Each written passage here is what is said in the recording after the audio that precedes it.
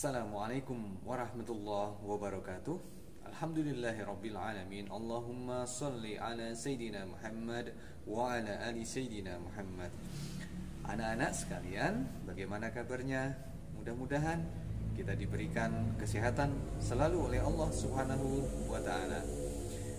Shalawat serta salam mari selalu kita sampaikan kepada Nabi kita Muhammad sallallahu alaihi wasallam, juga kepada para sahabatnya dan keluarganya.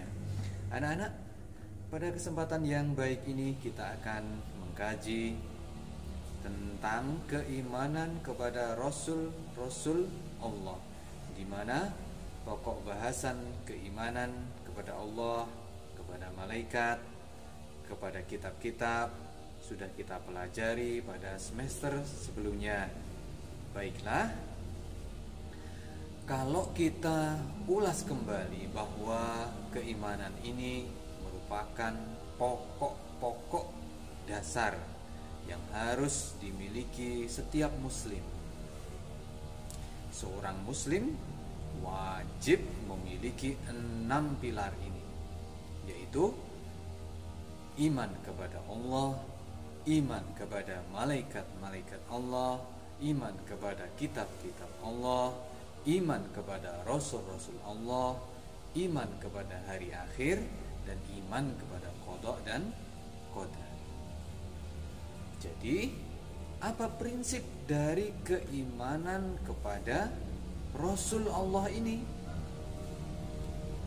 Allah yang kita yakini keberadaannya telah mengutus orang-orang pilihannya untuk menyampaikan pesan kepada seluruh umat manusia agar seluruhnya menyembah kepada Allah dan tidak menyekutukannya.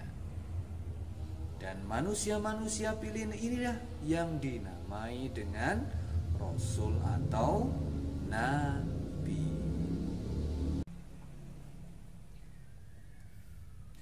Bagaimana dengan pengertian tentang keimanan kepada Rasul-Rasul Allah ini?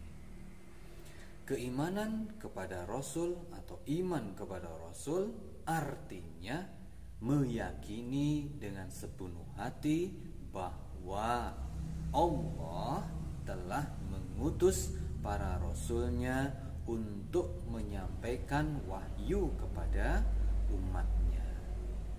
Jadi orang-orang yang terpilih inilah diberikan tugas oleh Allah untuk menyampaikan kepada seluruh umat manusia. Apa bukti, apa dalilnya bahwasanya Allah telah menyuruh kepada para nabi ini? Yaitu kita buka pada surat Ali Imran ayat 164.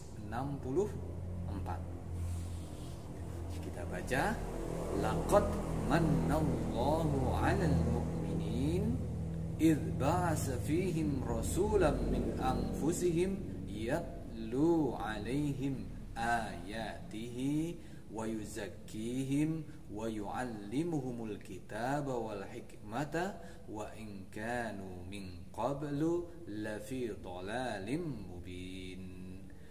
Artinya bahwasanya sesungguhnya Allah Azza wa Jalla telah memberikan karunia kepada orang-orang yang beriman ketika Allah mengutus seseorang rasul atau Nabi Muhammad di tengah-tengah mereka dari kalangan-kalangan mereka sendiri, yang membacakan kepada mereka ayat-ayatnya, mensucikan jiwa mereka, dan mengajarkan kepada mereka kitab dan hikmah.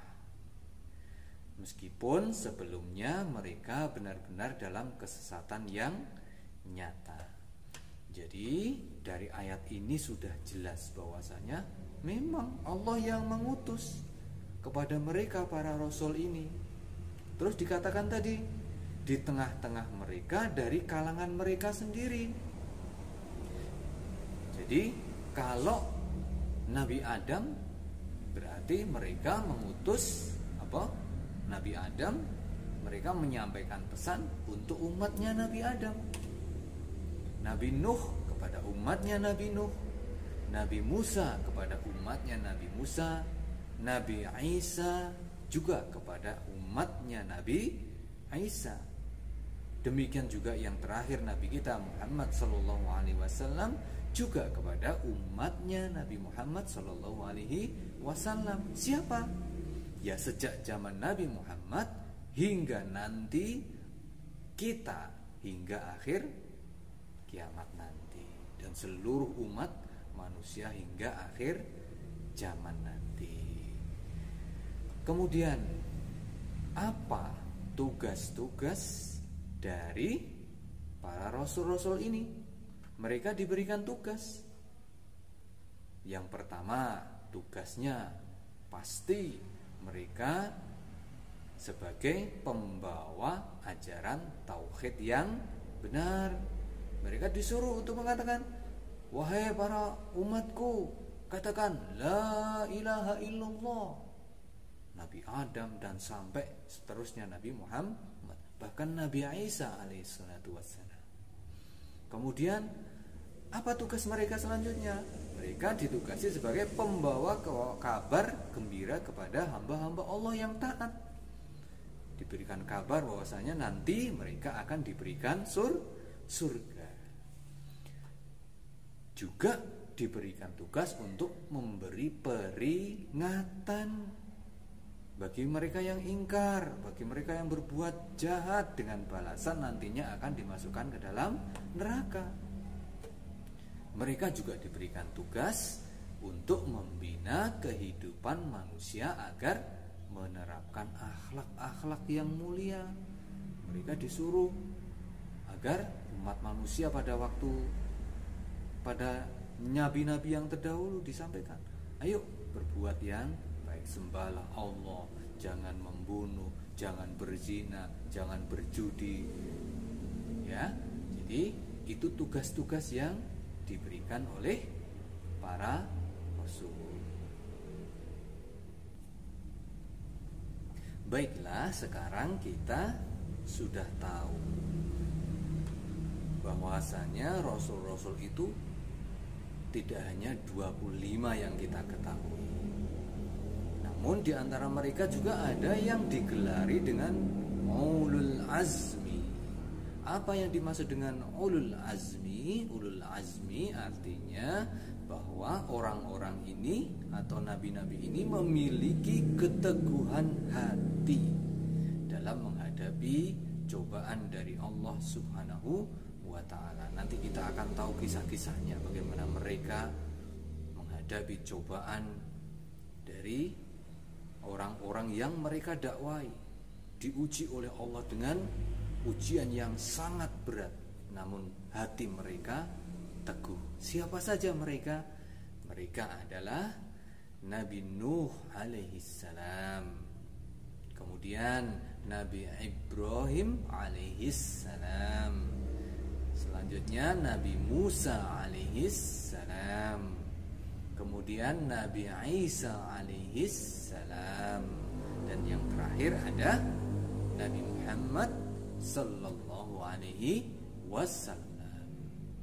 Oke, para rasul ulul azmi diberikan mukjizat agar umatnya percaya bahwa dirinya adalah seorang rasul pilih-pilihan. Ya, maka banyak di antara mereka yang sebagai pengikutnya mengetahui benar-benar bagaimana mukjizat para rasul-rasul ulul azmi ini. Dari yang kita sampaikan tadi, ya, ada pengertian nama-nama, sifat-sifat dan rasul-rasul ulul azmi. Dengan beriman kepada mereka, dengan beriman kepada rasul ini, tentunya kita dapat mengambil hikmah dari pembelajaran tersebut. Apa hikmah-hikmahnya? Salah satunya adalah kita dapat meneladani sifat-sifat mulia para nabi dan rasul ini. Seperti sifat apa saja? Sifat adil, sifat jujur, sabar, teguh, dan semangat dalam berdakwah, menyampaikan ajaran agama Allah. Umat-umat dahulu mengalami kehancuran dan mendapat azab dari Allah karena mereka ingkar, sombong, bahkan menyekutukan Allah. Hal ini menjadi pelajaran juga bagi kita agar senantiasa menjaga keimanan dan perilaku kita agar sesuai dengan ajaran Allah Azza wa Jalla. Kemudian apa yang dapat kita ambil hikmah dari pelajaran tadi? Yaitu kita agar selalu meningkatkan keimanan dan ketakwaan kepada Allah, agar negeri kita mendapatkan kemakmuran dan keberkahan. Kita juga selalu patuh dan taat dalam menjalankan semua apa yang diperintahkan oleh Allah Azza wa Jalla dan menjauhi apa yang menjadi larangan-larangan. Jadi itulah yang dapat kita pelajari pada kesempatan kali ini mengenai keimanan kepada Rasul-Rasul Allah, yang artinya bahwasanya kita yakin bahwa Allah itu telah memerintahkan kepada orang-orang yang terpilih untuk menyampaikan risalahnya, yaitu mentauhidkan Allah Azza wa Jalla. Jadi itu saja yang bisa dapat kita pelajari pada kesempatan kali ini. Mudah-mudahan ilmu kita ini diberikan keberkahan oleh Allah Azza wa Jalla.